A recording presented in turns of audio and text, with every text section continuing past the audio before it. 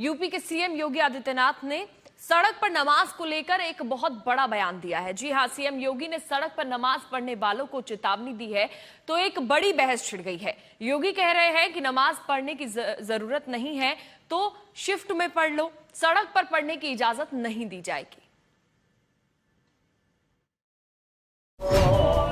सड़क पर नमाज को लेकर सीएम योगी का सख्त संदेश। सीएम योगी का मैसेज, प्यार से मानो तो ठीक, वरना 2027 का चुनाव सीएम योगी का फिर 80 बनाम 20। मौलाना बोले, सड़क पर नमाज बैन तो दूसरे धार्मिक कार्यक्रम क्यों? यूपी और बंगाल में हिंदुत्व मॉडल, चुनाव के पहले भी, चुनाव के बाद भी। सीएम योगी के नए बयान ने बड़ा घमासान छेड़ दिया है। बकरीद से ठीक पहले सीएम योगी का ये बयान चर्चा का विषय बन गया है।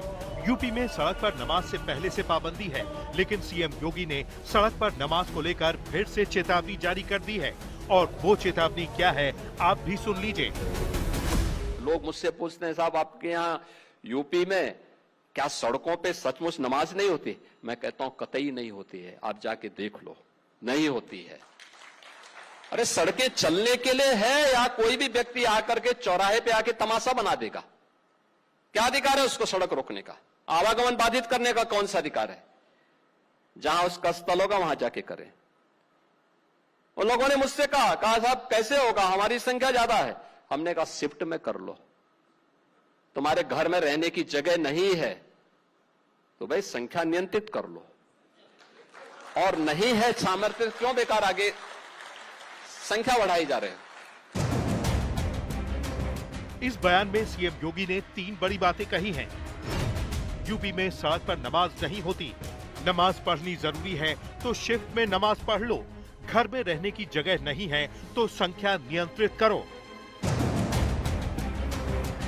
सीएम योगी की इस भाषा पर कई मुस्लिम उलेमा और मौलानाओं ने सीएम योगी से सवाल किए हैं। मौलानाओं का कहना है कि मुस्लिम तो सड़क पर नमाज नहीं पढ़ रहा, लेकिन नियम सबके लिए एक समान होना चाहिए। एक मुख्यमंत्री इस तरीके की जबान का इस्तेमाल करे तो ये गैर मुनासिब है। जब प्रदेश का मुखिया ही इस तरीके की जबान का इस्तेमाल करेगा तो उनके नीचे रहने वाले लोग किस तरीके की जबान का इस्तेमाल करेंगे? हमारी ये भी गुजारिश है कि जितना हम फॉलो करते हैं सरकारी गाइडलाइन को, सरकारी हुक्म को, इसी के साथ साथ तमाम मज़ाहिब के मानने वालों के लिए भी यही रवैया इख्तियार किया जाए जो मुसलमानों के साथ इख्तियार किया जाता है। सड़क पे नमाज कतई तौर पे अदा नहीं की जाती है, और उसी के साथ साथ जितने भी बाकी मज़ाहिब के मजहबी रसूमात हैं, चाहे जलसे जुलूस हों या और पॉलिटिकल एक्टिविटीज़ हों, वो भी उसी तरीके से सड़कों पर करने की परमिशन नहीं होनी चाहिए। ये सब जानते हैं कि सीएम योगी हिंदुत्व के ब्रांड एम्बेसडर हैं। यूपी में 80 बनाम 20 का नारा भी सीएम योगी खुले तौर पर दे चुके हैं, और अब 2027 का विधानसभा चुनाव है। तो क्या बकरीद से ऐन पहले सड़क पर नमाज को लेकर बयान चेतावनी के साथ सोच समझ कर आया है? अराजकता नहीं सड़कों पे फैलने देंगे। प्यार से मानेंगे ठीक बात है, नहीं मानेंगे तो दूसरा तरीका अपनाएंगे। हमारा काम है संवाद बनाना। आप संवाद से मानेंगे, संवाद से, नहीं तो संघर्ष से भी देख लो। बरेली में लोगों ने हाथ आजमाने का कार्य किया, देख लिया ताकत। इसलिए सरकार उन सिस्टम के साथ पूरी व्यवस्था को जोड़ना चाहती है। योगी आदित्यनाथ सिर्फ और सिर्फ हिंदुत्व की पॉलिटिक्स करते हैं, और अब सीएम योगी सड़क पर नमाज पढ़ने वालों के लिए कह रहे हैं, प्यार से मानोगे तो ठीक, वरना तरीके दूसरे भी हैं। अब विपक्ष इसी पर सवार है। ये बयान ये दर्शाता है कि माननीय मुख्यमंत्री जी के मन में किसी धर्म को लेकर के या समाज को लेकर के कितनी नफरत भरी है। माननीय प्रधानमंत्री जी यूएई गए, वो वहां शेख को किस तरीके से हाथ फैला करके गले लगा रहे हैं, और आप यहाँ गाली दे रहे हैं। देखिए, किसी को रास्ते पे धूप में बारिश में नमाज पढ़ने का शौक नहीं होता। ये तो मस्जिद में जगह नहीं होती है, उसके कारण कोई 5 मिनट नमाज पढ़ लिया रास्ते में तो आपको तकलीफ हो जाती है क्या?